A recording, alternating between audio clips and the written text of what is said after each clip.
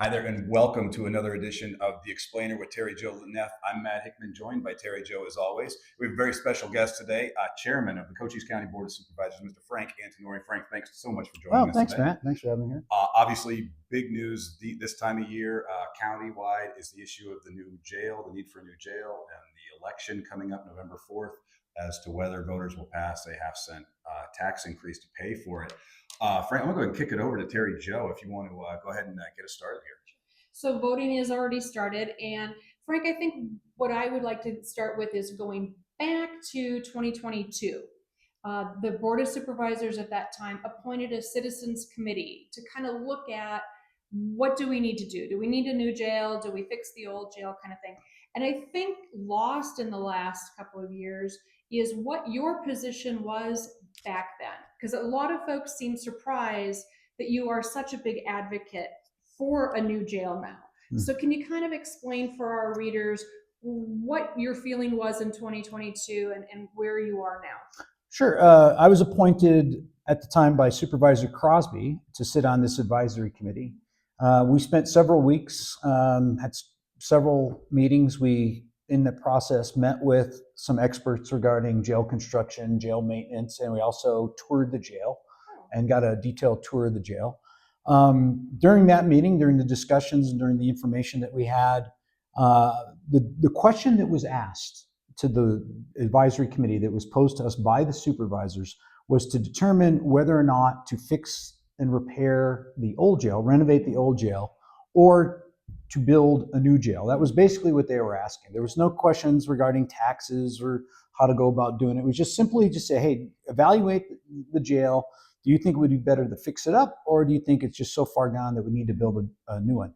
Anyone that has toured that jail, anyone who has gone through there and seen the condition of it and understands basic construction and basic costs associated with renovating, in many cases renovating is way more expensive, will come to the conclusion, like the 9 of us did in that meeting, that we needed a new jail, that there was just no way we could fix it up. So we voted unanimously 9-0 to recommend to the Board of Supervisors at that time that the county needs a new jail. Okay. That we are not going to be able to fix up the old one. It's just not going to happen. Okay. So you really haven't changed on that position. So right. We had the election in 2023. There were all the questions, with whether the election was properly administered, right, and what impact that might have had. But there was some controversy as to the language, right, of that ballot, right, compared to the question that voters are now being asked. And can you explain for our readers what the difference is between what was on the ballot in 23 and what you guys have on 25? Sure. After we made that recommendation, the board extrapolated that.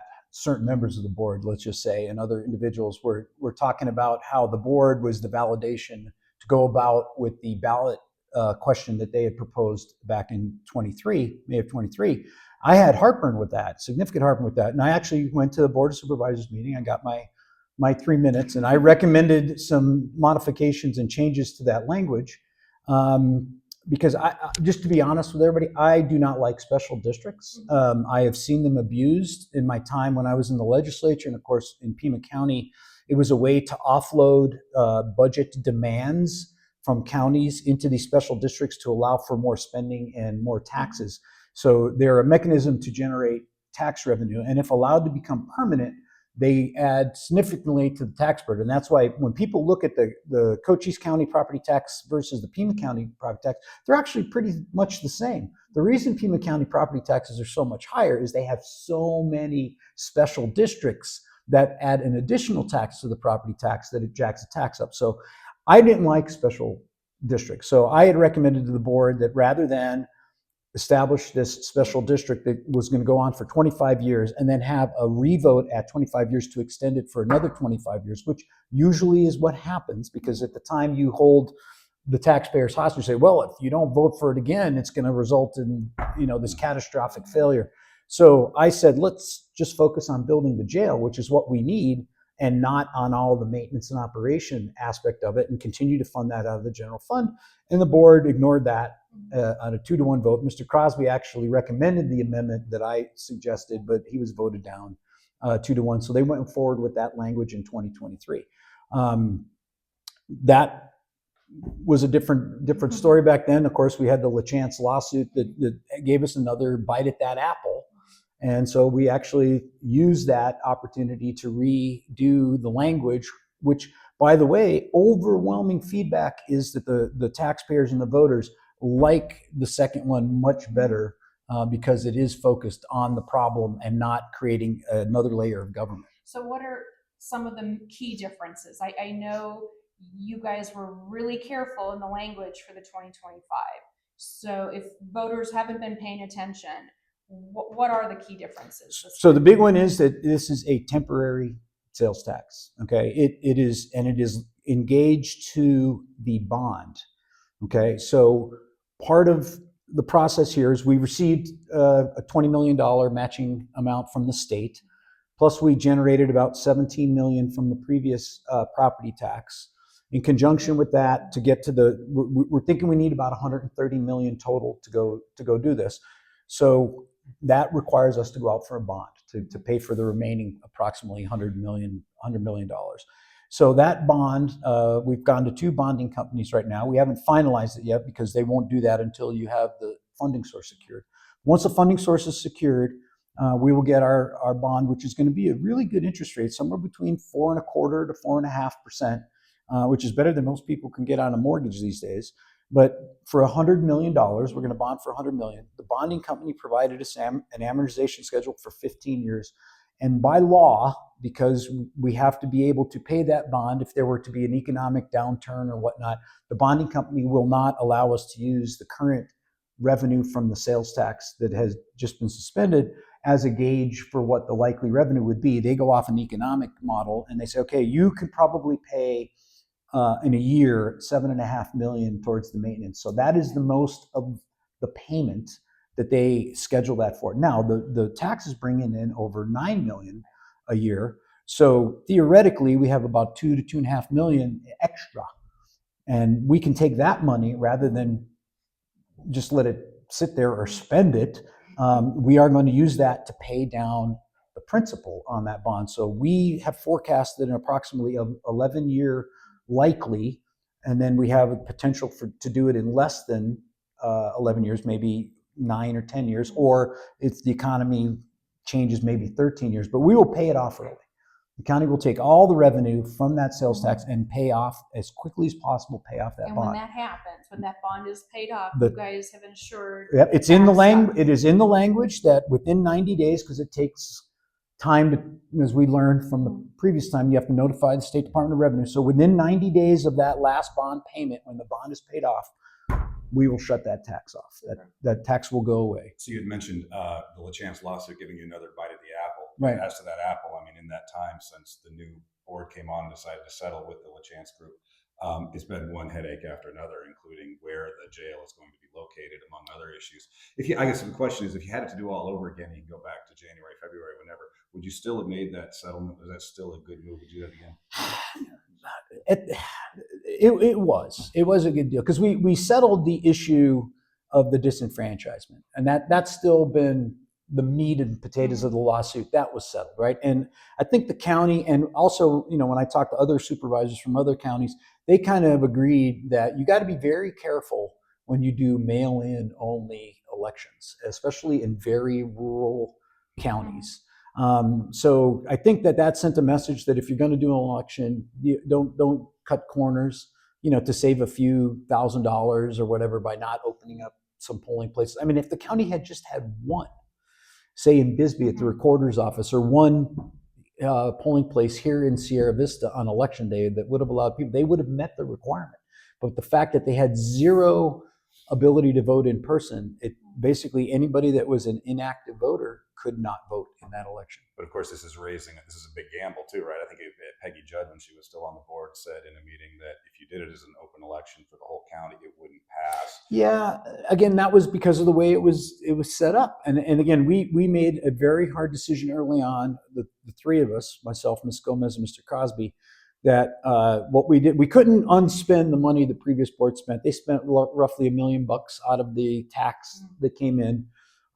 We've spent about $500,000, but that $500,000 was spent for planning and consultants and getting ready to go. So it's only being spent on the process of building a new jail and the construction of a new jail. Whereas the previous board had approved some demands for other things. But we said we're not going to do that. We're going to only use the revenue specifically for costs related to constructing a new jail. And we have done that since. And then we've directed the treasurer to isolate that money, which she has done, the county treasurer. So that money is separate now, and it's somewhat by the board firewall, because we won't approve any demands. Like, for example, the fire alarm. We did not use that money to pay for the fire alarm, to fix up the fire alarm in the old jail. We took money out of our reserve fund to pay for the fire alarm, rather than go in and take, because that is not going towards the construction of a new jail. So we're only spending that money on a construction of a new jail, which is way different from what the previous board did. And a lot of people saw half the money going to construction. The other half was used for maintenance and operation and anything related to the jail district, which kind of opens up the door, and people called it a slush fund, and it could be encouraged spending. And government has the tendency, if they generate X dollars, they tend to spend X dollars, right? They don't like giving money back to the taxpayers. So we said we're not going to do that. And I think that message has hit a lot of people, because I've heard it in the town halls, that they're glad that we have decided to focus solely on building the new jail, and that we will continue to use the maintenance and operation funding from the general fund to maintain and operate this new jail when it gets built. So how confident are you that the yes votes will have it on November 4th? And the second part of that is, if the voters shoot it down, then what?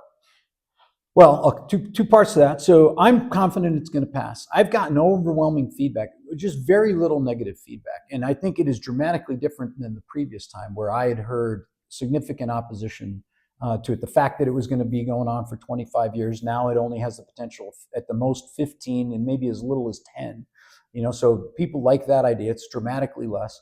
Again, we aren't going to have this special district afterwards that's going to continue to tax people. So it's going to be based on our sales tax and general tax revenue from property taxes that's going to fund the new jail. And we're putting measures into this jail for cost savings, mostly energy and maintenance cost savings, that will make it less expensive. So we do see a reduction in the current maintenance costs of that jail, and that will provide an opportunity as we meet with the sheriff and, of course, Commander Brashaw, the guy that runs the jail, on what he may need to better operate that jail. So we'll have that discussion when that time comes. But we're confident it's going to be about the same.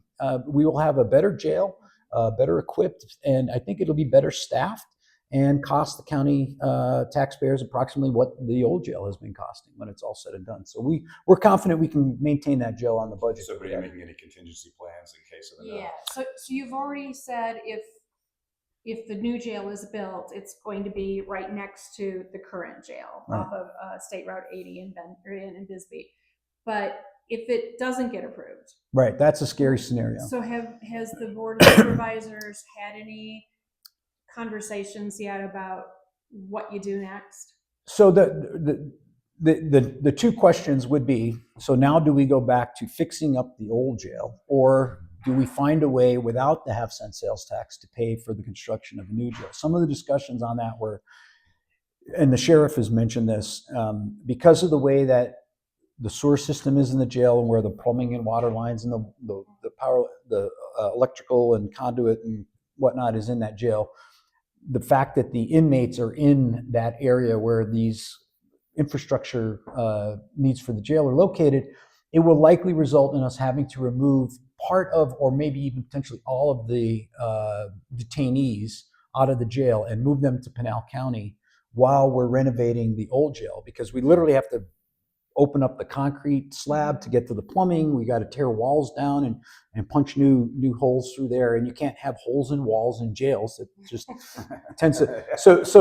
So that's part of the. And we have to, like, the one wall has to be completely knocked down and rebuilt. There's a corner of the jail that's settling and whatnot. So there's a lot of significant construction that would have to be done to that jail. So the sheriff came back to us, Commander Brashaw came back to us with an estimate that it was going to be about $9 million a year to move the inmates to Pinal County and have to transport them back and forth to their hearings and court dates. And when they come into what would be an annex drop-off, the cities drop off inmates or detainees, they would then have to be transported by the sheriff from Cochise County and dropped off and processed into the Pinal County Jail.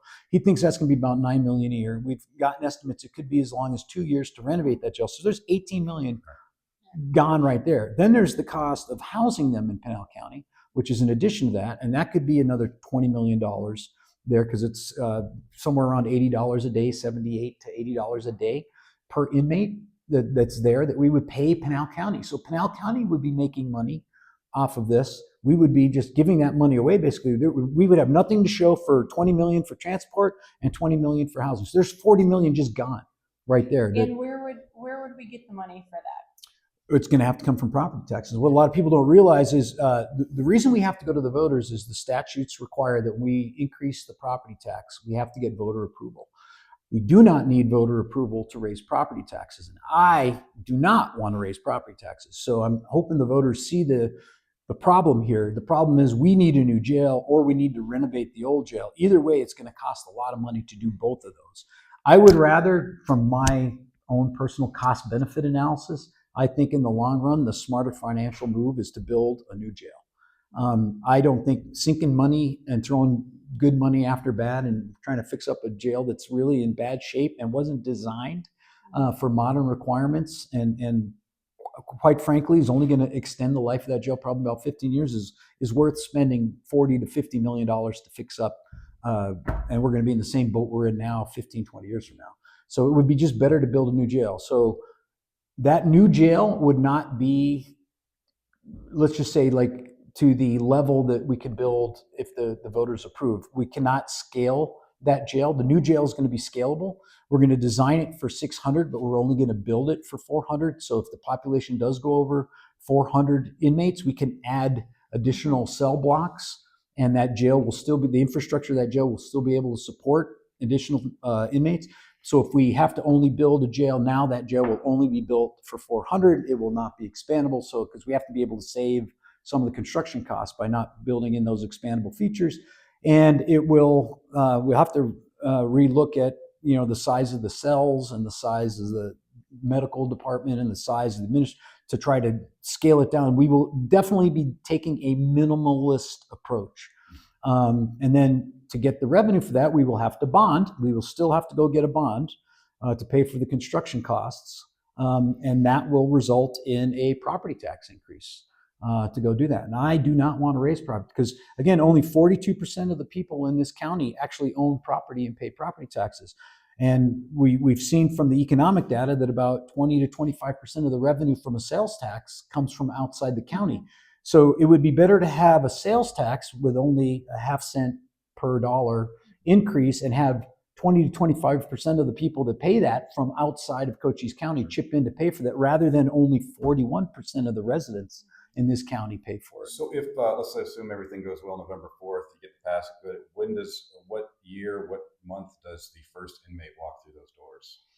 We are, right now, the schedule that Veneer has provided us is showing if everything goes according to plan, we could be cutting the ribbon on that jail as early as November of 2028. So it'll be just after the 2028 election.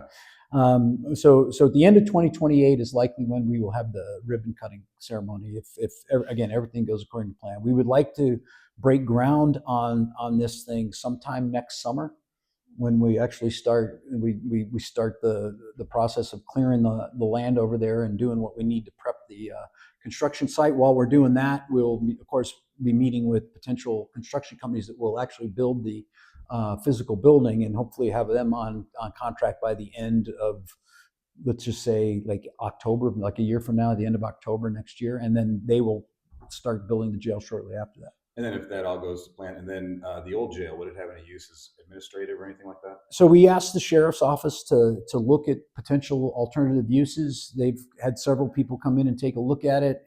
They thought maybe they could use it as an evidence locker, storage facility. They thought they could use it as a classroom, training classroom. But there are so many issues with the health aspects of that jail, and then the ability to protect evidence. You have to have a perfect humidity, a perfect temperature. And so they just said it's not feasible. So it's going to be leveled. They're just going to clear that and likely turn it into a parking lot. That's probably what it's going to be. Yeah. So there's not much to do. You had mentioned that, that there's been these town halls all across the county where the sheriff and Commander Bradshaw, Supervisor Gomez, County Attorney's Office, Lori Zuko has been there. So you guys have been talking to folks.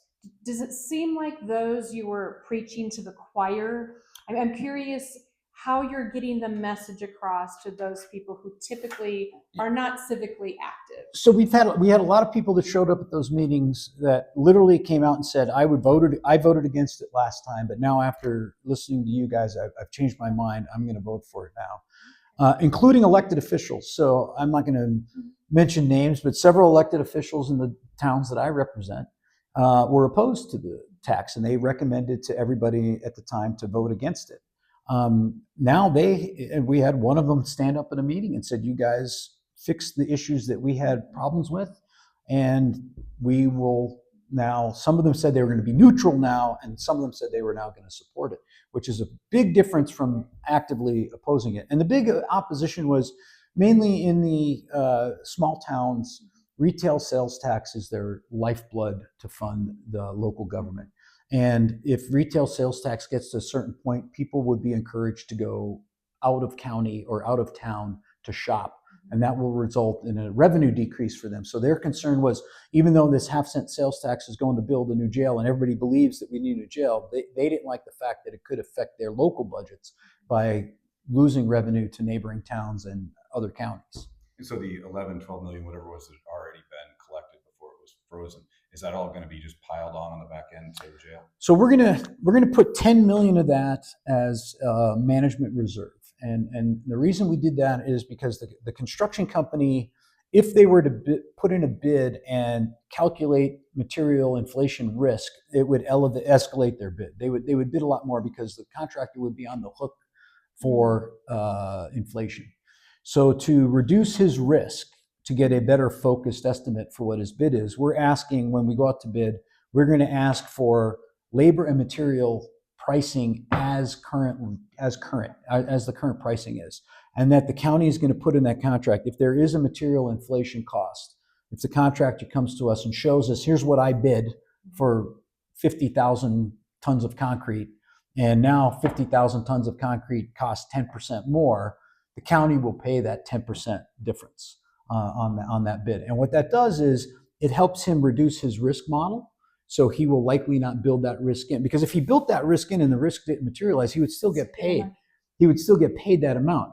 So sometimes that's good for contractors. Sometimes it's bad. Sometimes they miscalculate the risk and they end up losing money. But generally, we want to minimize the contract. We want to share the risk. Let's put it that way. We don't want to put all the risk on the contractor, because the contractor is going to build that risk into his price and jack that price up. So we want to keep that price as low as possible. And if there is any material inflation, then the county says that, okay, we will share the risk of inflation. So we're going to put that 10 million aside. If that inflation does occur, then we will pay out of that $10 million to cover the inflationary cost. If it does not occur at the end and we still have that $10 million, that goes straight to the bond to pay the bond down, right to principal, and knock $10 million off the principal of that bond immediately.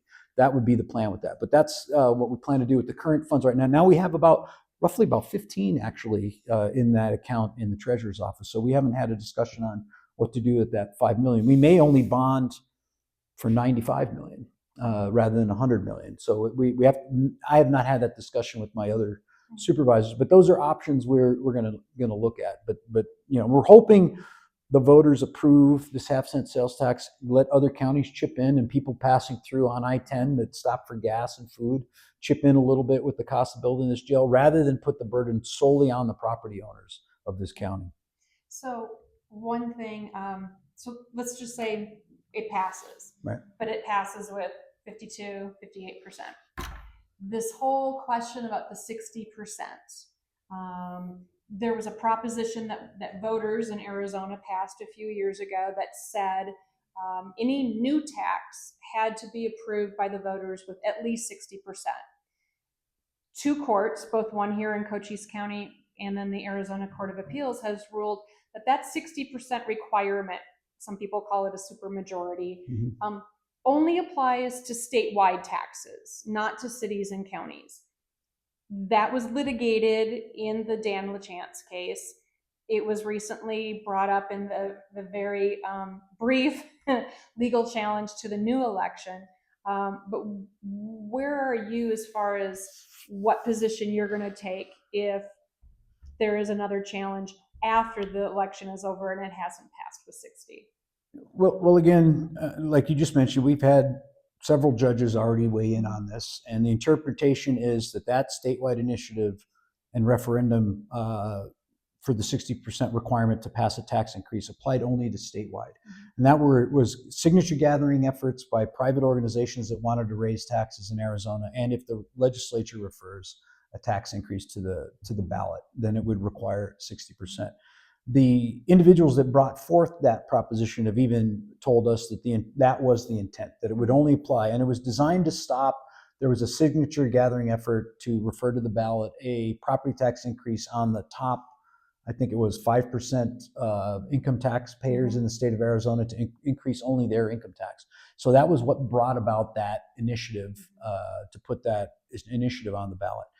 They knew at the time when they did that if they extended it to cities and counties and school districts and water districts and fire districts and every other entity that's able to do that it would result in failure because it would garner so much opposition. So they limited their marketing and campaigning to this applies to statewide initiatives. And I think some of the judges looked at that aspect because that's what the messaging was during that campaign. This is to stop outside entities like labor groups from California or Colorado coming in here and getting signatures and throwing a big tax increase or funding an effort to raise taxes in Arizona. So that's what they wanted to stop.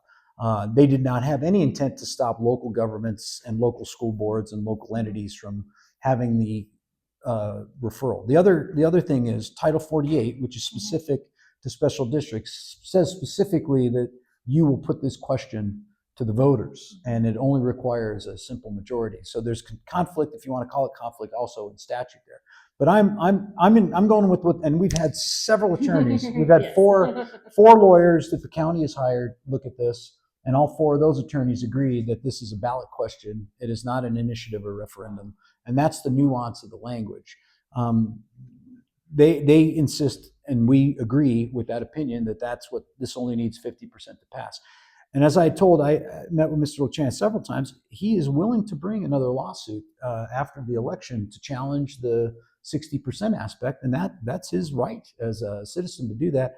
We will oppose that because we don't think it is required, and I guess we'll see what happens if it goes all the way to the Supreme Court like it did last time before we settled.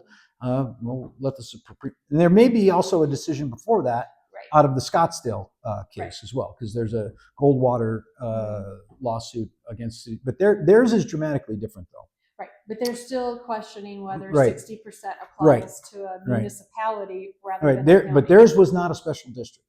Theirs was, they just created a tax increase to fund a bunch of little pet projects in Scottsdale. And the argument is that was, so there's a nuance there with the special district aspect too that has to be re-examined. So if Mr. LaChance wants to bring another suit, again, that's his right, and we'll let the courts decide on that. So Matt and I were talking earlier today about the costs of some of these lawsuits. There, $80,000 was paid under the previous board to a law firm just to handle the part of taking the LaChance lawsuit to the Arizona Supreme Court. Your new board came in, you guys decided that you wanted to settle.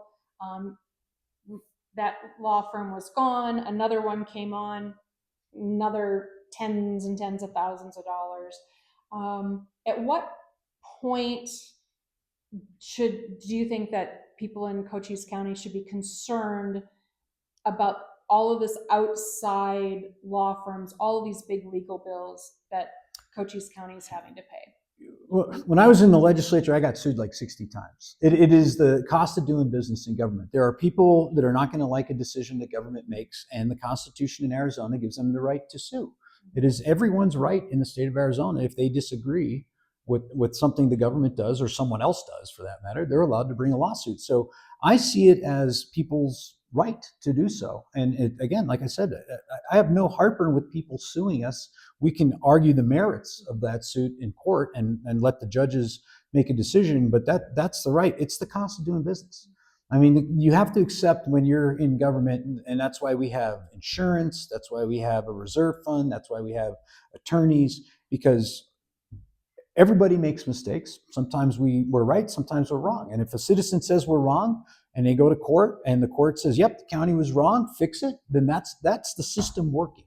So I see lawsuits as part of the system and part of the checks and balances that's built into both our state and our federal constitution to make sure everybody stays honest and does things the right way. And that's just part of government. So I don't see it as anything outside the norm. I just see it as standard routine. Lawsuits are part of the routine of government. You have the legislative aspect of it, you have the judicial aspect of it, and the executive aspect of it, that all three of those entities sometimes disagree and fight, and you let the system work its way out. And hats off to the founders that came up with that idea, because I think it's served us well for 250 years. So.